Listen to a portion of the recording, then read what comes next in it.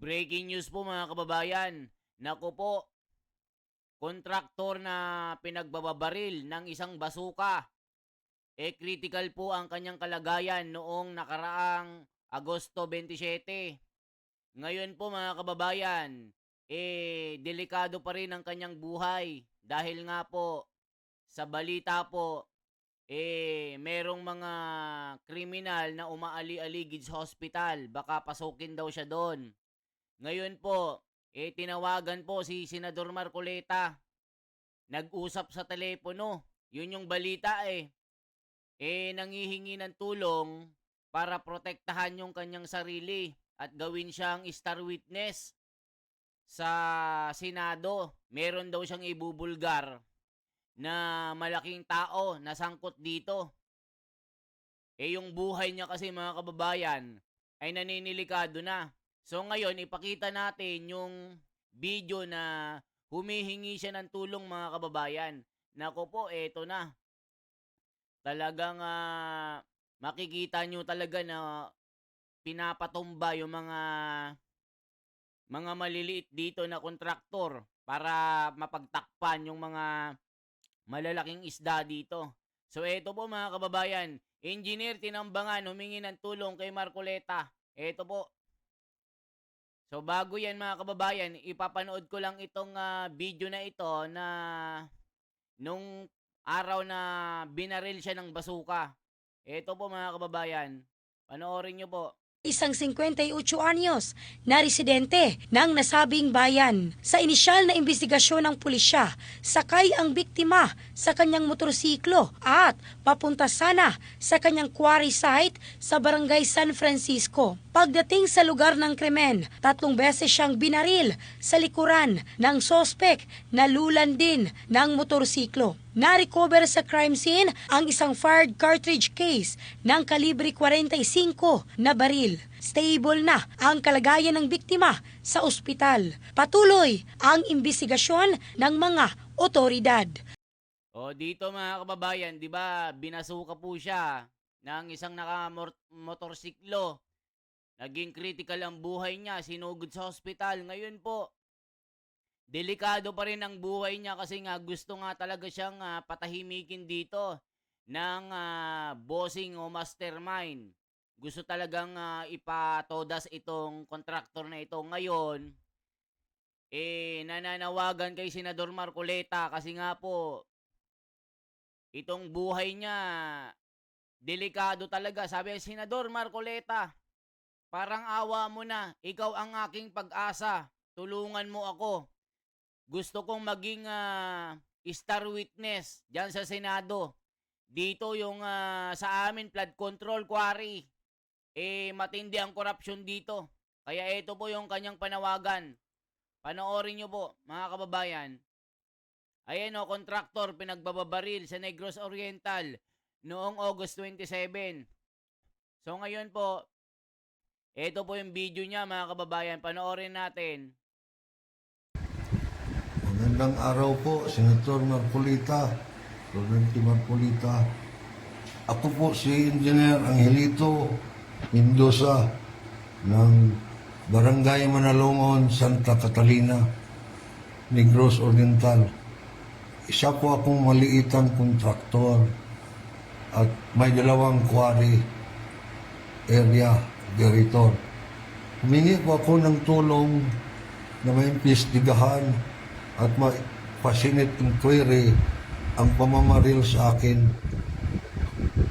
noong August 27, 2025 para mahuli po at magkaalaman ang talamak na korupsyon dito sa aming probinsya.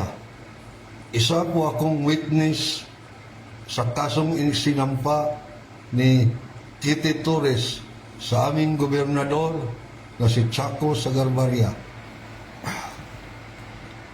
at mga tauhan niya dahil sa korupsyon, extortion at opresyon.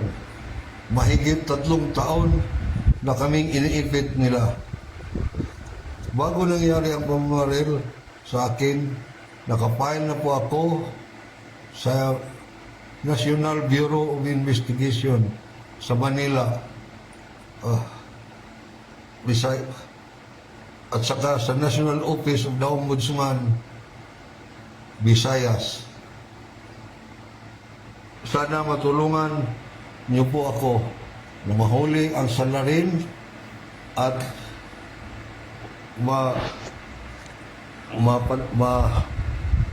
bigyan niyo po ako ng solusyon sa aking quarry na ino-override ng isang malaking kontraktor dito na walang ECC at area clearance. Maraming salamat po. O, kita nyo mga kababayan, halos hindi na makabangon itong kontraktor na ito. Kasi nga po, binaril ng basuka na 45. So ngayon mga kababayan, dahil sa kanyang quarry daw, mukhang gustong agawin ng isang malaking kontraktor. Big time siguro ito. Isipin nyo, halos 3 taon na yatang ginugulo daw sila. Ngayon, pinatumba siya ngayon. Ngayon, hindi natodas ang tuluyan. Nananawagan siya kay Senador Marcoleta. Ngayon po, ito yung mga comment, mga kababayan. Panoorin natin yung mga komento. Ito po mga kababayan na panoorin po natin. Suportahan natin si Senador Marcoleta in good governance. Diyos po ang ating pag-asa, kaya lagi po nating ipanalangin ang ating mga senador na Marcoleta. Ingatan lang siya. Kailangan po natin ipinalangin si kapatid na Senador Marcoleta. Ingatan lagi at bantayan po natin ang mga tumutulong sa ating bayan at may malasakit sa tao ang dapat magbantay kay Senador Marcoleta para din kinabukasan ng ating mga anak. Salamat po. Delikado rin si Senador Marcoleta. Kailangan maglagay na ng 20 na bodyguard na puro SWAT. Yari na. Puro SWAT na ang bantay ni Senador Marcoleta dito. Kawawa naman yung kontraktor. Kailangan gawing star witness, sabi ni Goryo. Sana si Marcoleta protektahan natin. At kailangan maraming magbantay kay Marcoleta, delikado siya.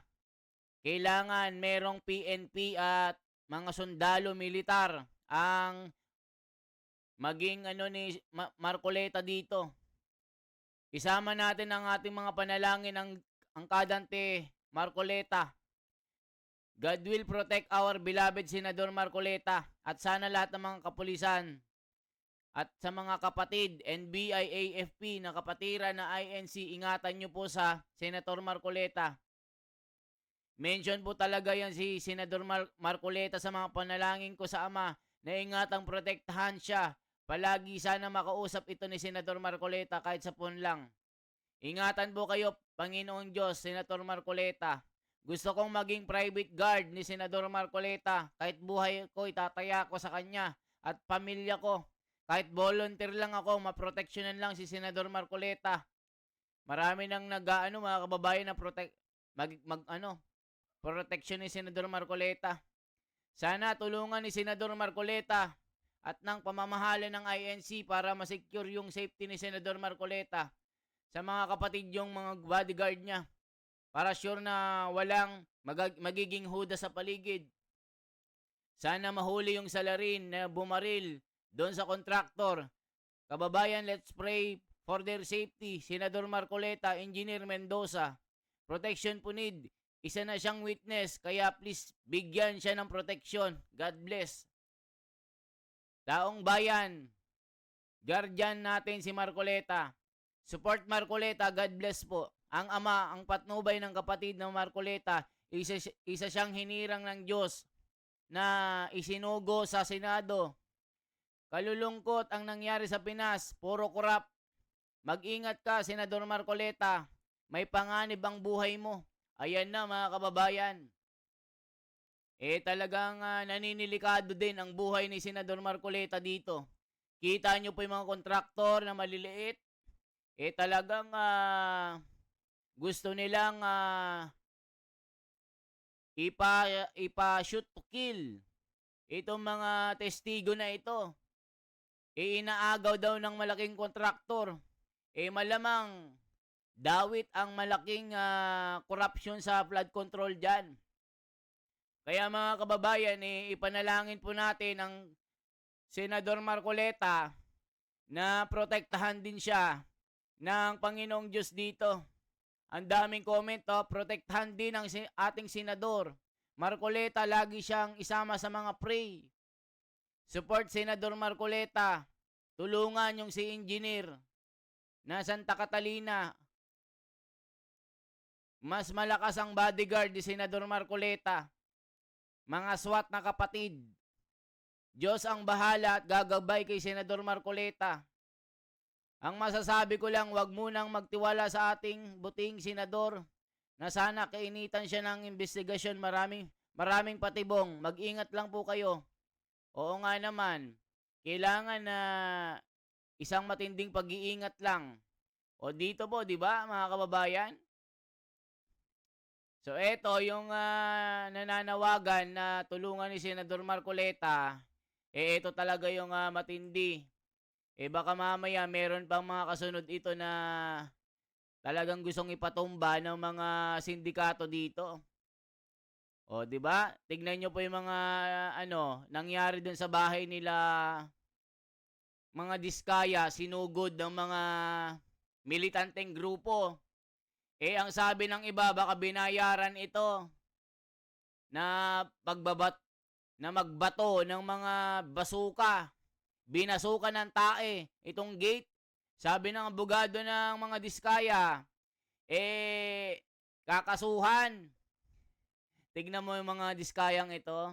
Binato lang ng basuka. Binasuka lang yung gate ng tae. Magdedemanda agad samantalang kayo, nagnakaw kayo ng bilyon-bilyon. O mga kababayan, anong masasabi nyo dito?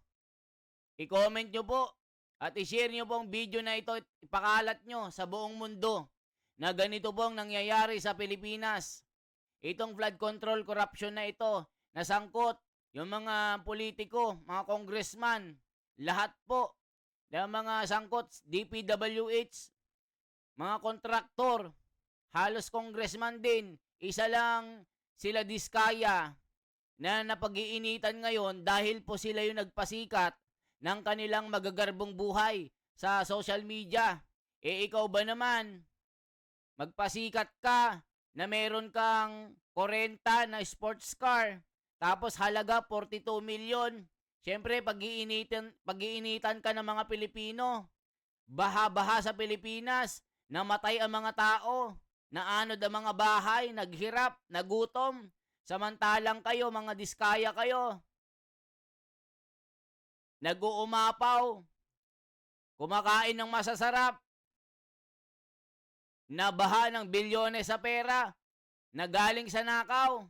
Tapos itatanggi mo pa na hindi kayo maman sa DPWH. Kuhang-kuha. Yung bibig mo nagsalita nung in-interview ka ni Julius Babaw. Kaya pinag-iinitan ka ng tao ngayon. Ito namang abogado ni Diskaya, maang-maangan pa. Bakit daw puro Diskaya? Ang dami namang kontraktor na sangkot. Ikaw kasi, yung kliyente mo ang nagyabang. Gusto pang mangarap. Maging mayor ng Pasig. Ayan. Nakarma tuloy. Akala niya gaganda ang buhay niya nung nagyabang siya. At magiging tulay upang makakurap pa ng maraming pera pag nanalo siya. Bilang mayor na kalaban ni Biko. Buti na lang matalino ang mga taga-Pasig. Kahit may vote buying na nangyari. Yun ang sabi ng bali-balita. Hindi pa rin nanalo. Kaya mga kababayan, yan lamang po ang aking bahagi. Kayo naman po ang mag-react dyan. I-share nyo po ito. Ako si The Wonders Philippines. Mabuhay po.